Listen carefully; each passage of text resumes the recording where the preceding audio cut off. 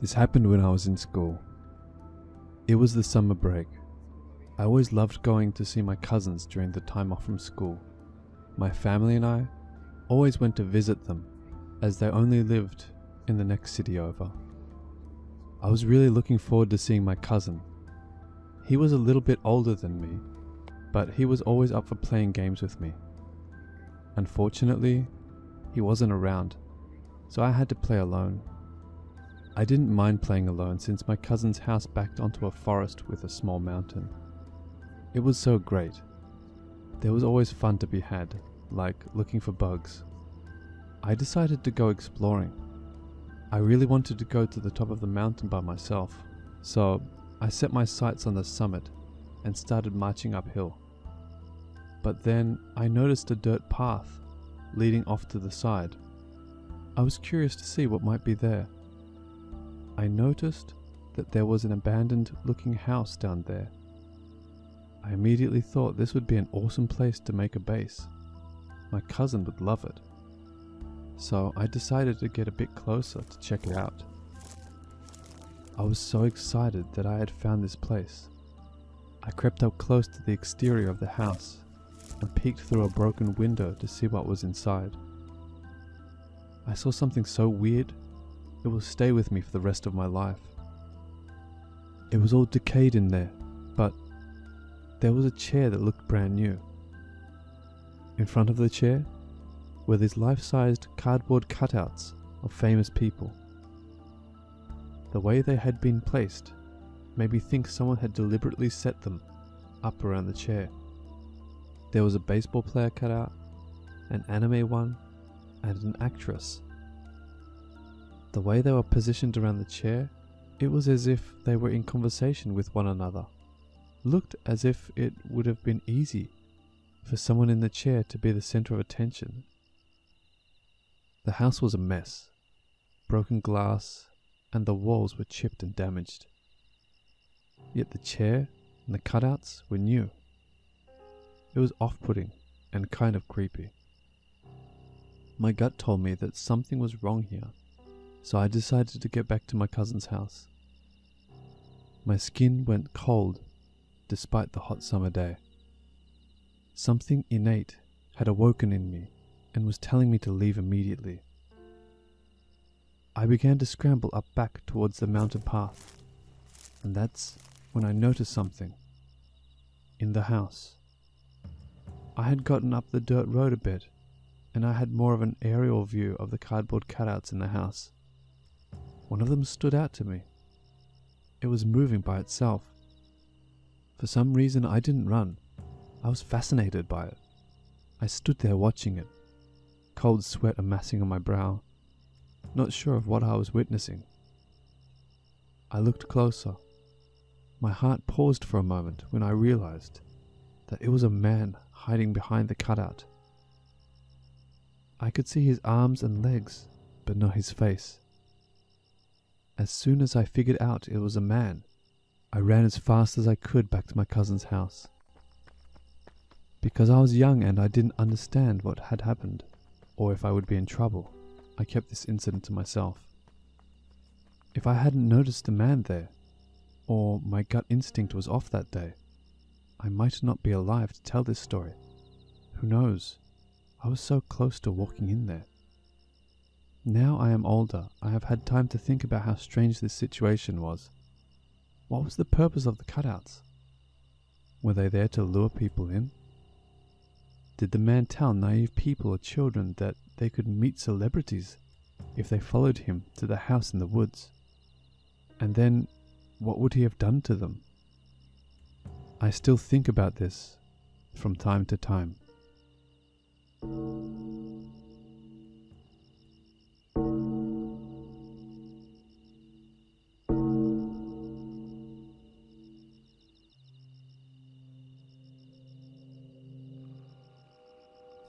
This happened during summer vacation when I was at school. Back then there was an abandoned hotel in our neighborhood. I invited two of my close friends to go urban exploring in the hotel one day. Let's call my friends A and B. We first tried the front door, but it was locked, so we went around the back and found that door open. It wasn't like we were on a dare or we were ghost hunting or anything like that. It just felt like a good day for exploring, and we were all free. As you might expect, the place was pretty trashed. We started in the lobby, looking around for anything interesting. Most of the rooms were locked, but we found a room on the 4th floor which was open, so we decided to make base there. In that room, the smell of dust and mold wasn't that overpowering. The bed was pretty gross though, so we pulled some chairs in from the lobby.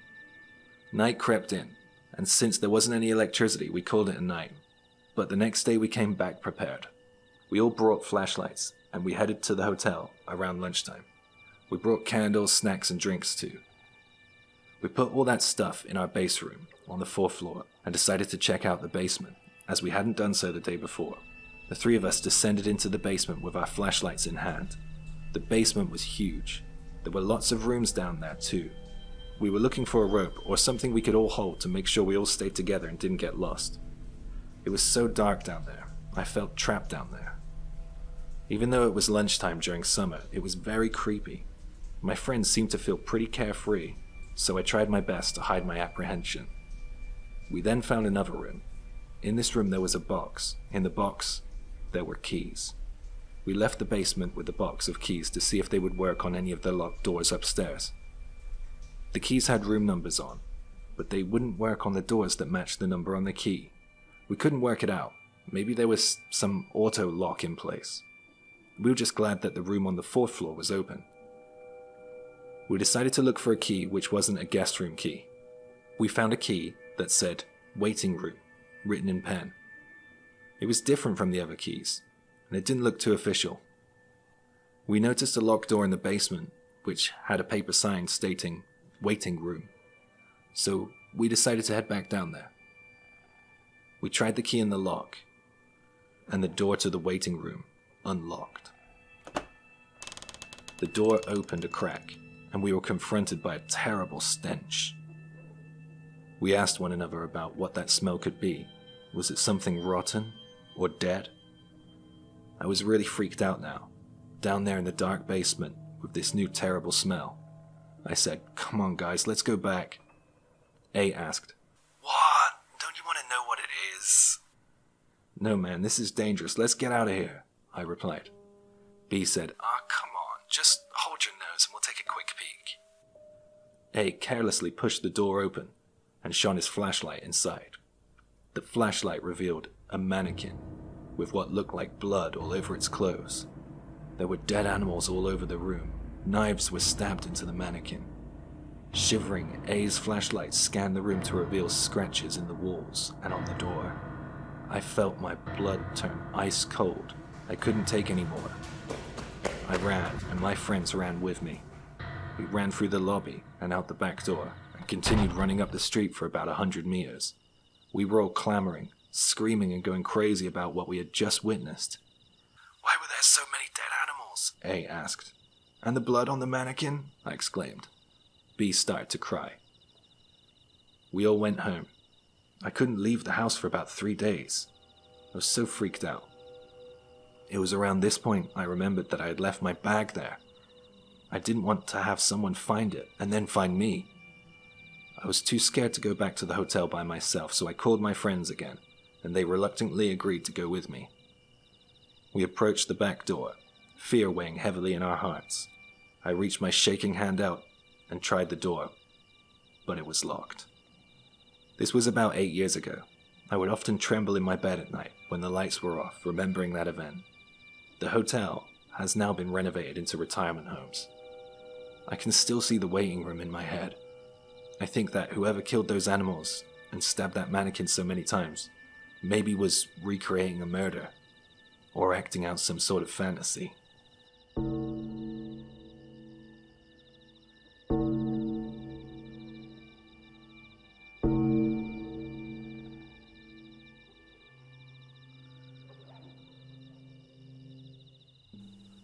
When I was a high school student, there was an abandoned building seemingly perfect for urban exploration close to my school. It was a pretty big building. It had 3 floors.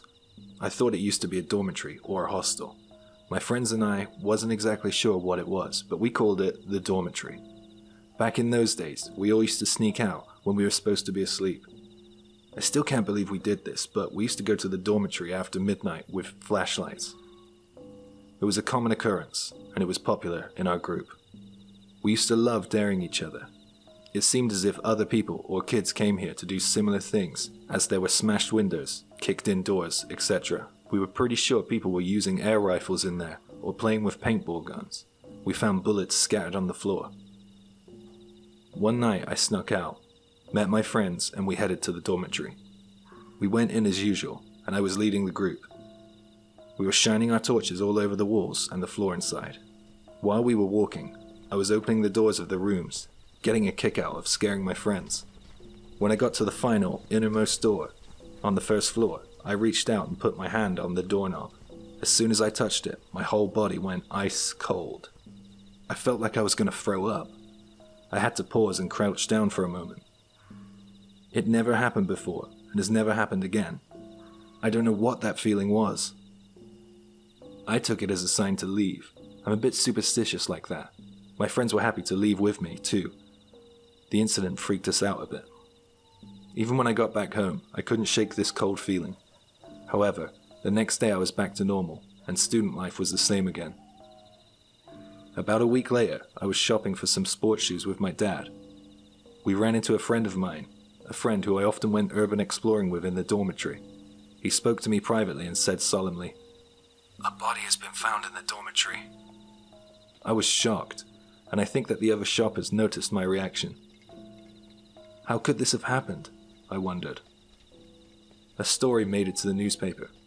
It turns out that someone was murdered and their body was hidden in the dormitory. The body went undiscovered for 10 days, according to the article. The police seemed to implicate a gang who had been known to hang out in the dormitory, and they were treating it as a murder. Soon rumors ran rampant around the town about the incident. It was a hot topic amongst my friends too. One of my friends pointed out a chilling fact to our group at lunchtime. He said, "If the body was said to have been there for 10 days, then when we were there last week, the body must have been there." The realization that we were so close to a corpse really frightened me. About a month later, all the talk about the murder eventually faded. Yet now everybody knew a murder had been committed in the dormitory. They wanted to go there more. And to be honest, I was curious too. We waited until nightfall again, and we went inside. I was surprised we could get in again so easily. I led the way, walking down that familiar corridor. We were looking for a sign of the incident, any sort of clue or indication, opening all the doors as usual. Nothing. We arrived at the furthest, innermost door again. I touched the doorknob. No sickening chills this time. I slowly opened the door. There was nothing there. We moved forward into the room. I was shining my flashlight all over.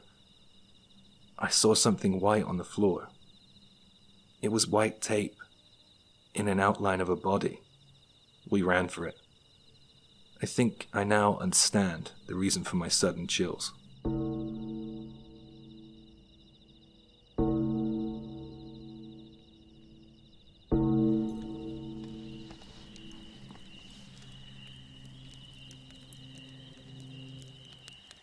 This happened about 12 years ago, when I was a university student living in Tokyo. I'm originally from the countryside. I returned home during summer break and met with my friends. We would stay up till the morning light drinking, trying to chat up women, and having good times. It was great. One night, my friend and I took some girls to karaoke. We had a great time, and after karaoke was over, none of us wanted to go home. A smile crept over my friend's face. He looked over to us and asked, "You guys feeling brave?" He then told us about an abandoned villa up in the mountains. I had a driving license, and I didn't want to seem chicken in front of the girls, so I agreed to go. Although I'd never do anything like that again. The villa has now been destroyed, but at the time it was pretty famous with the locals. There were urban legends spoke of around the town. One went like this. Apparently, a woman was murdered there. If you go there at night, you'll see a woman peering at you from the window inside the house. So off we went. I think we were more excited than scared at the time. I guess it was about midnight by the time we got there. Why the hell was there a villa in the middle of the mountains? It looked out of place. I turned off the car's headlights to get a gauge of how dark it was out there, and it was pitch black. I started to feel nervous now. We were in a group though, so it didn't put us off the idea of late night urban exploration. There was a barricade in front of the door, but we managed to break it down, and we went inside. A smell of dust and mold stung my nose. There was broken glass everywhere. The atmosphere inside was really heavy. It seemed like some people had been in there before, as there was spray paint all over the walls. It was pretty eerie, but I felt reassured that my friend was pretty skilled in martial arts. I wasn't exactly weak back then either, so I guess we would have been prepared for any trouble. But I was wrong. We spent a while in the abandoned villa, looking around, smashing stuff up a bit. But then we got tired, and decided to head back to the car. We got back to the car and listened to some music while chatting. Out of habit, I locked the doors, and I'm so fucking glad I did. After a while, I noticed some lights coming up the mountain in our direction. It looked like a car was pulling up. Who's driving up here at 2 a.m., I wondered. I started to get a bit nervous. I then thought that it might be the police or something. Maybe we would get in trouble for trespassing. I asked my friends if they wanted to go, but they were like, nah, let's just see what happens. The car arrived. It was a taxi. We were at a dead end, so why would a taxi come all the way up here? We were all asking each other. The taxi stopped a few meters away from my car, and two people stepped out of the back seats. One of my friends thought they might be the owners of the abandoned villa. They stared at us for a while. It was incredibly creepy. And then they slowly approached my car. One was a woman. She was wearing a red one-piece dress. The other, a man in a suit. I guess they were about 40 or so. I couldn't see their faces well since it was so dark. I couldn't believe this was happening. It felt like a dream. The man approached the driver's side door, and the woman approached the passenger side. They both violently tried to open the car doors. The car was shaking with the force. My hair was standing on end. Now you know why I was so glad I locked the doors. The door handles continued to rattle, and we were all terrified. I snapped out of my fear-induced daze when one of my friends screamed, "Drive, let's go!" There was a lot of screaming as I started the engine. My friends were on the verge of tears as the two strangers kept trying to get in. We got away and pulled into a family restaurant. Everyone was shaking and asking questions that no one had the answers to. After a while, we calmed down and we were sat in the restaurant with our drinks. I asked my martial arts friend why he didn't go out there. He's usually so full of confidence. He just said, "Because I didn't think I could win that fight." "What are you talking about, man? I've seen you in tons of fights in the ring," I said. "Dude, the whole car was shaking just by them trying to open the doors. And that's not all. Didn't any of you look at their faces?" There was a silence. They had black eyes. I don't think they were human. No one else had looked at their eyes, but I can tell you one thing, my friend has never lied to me. We were all floored by his words. Don't go to abandoned buildings at night, guys. Thanks for watching as always. Big thank you goes to Papa Scares Horror Stories. Really nice guy, always has great stories on his channel. If urban exploration is your thing, he's got tons of them. Love the way he puts them together, great narrator as well. On the screen as usual, these are some great comments from the last couple of weeks. Thank you for your suggestions as well, pouring in. I'm getting ready to put together your suggestion video. Just going to do another collaboration before that, so still time to get a couple in if you like. Thank you so much for watching as usual. And I am very much looking forward to putting more and more videos out there, all sorts of different ones. Your support means the world to me, and it makes doing these videos so worthwhile. So have a great day wherever you are. I know you're all over the globe, so yeah, you can tell me where some of you guys are. That'd be interesting. It's in my analytics. I can see all sorts of countries. Really surprising. Love it. So yeah, thanks a lot, everybody. See you in the next one.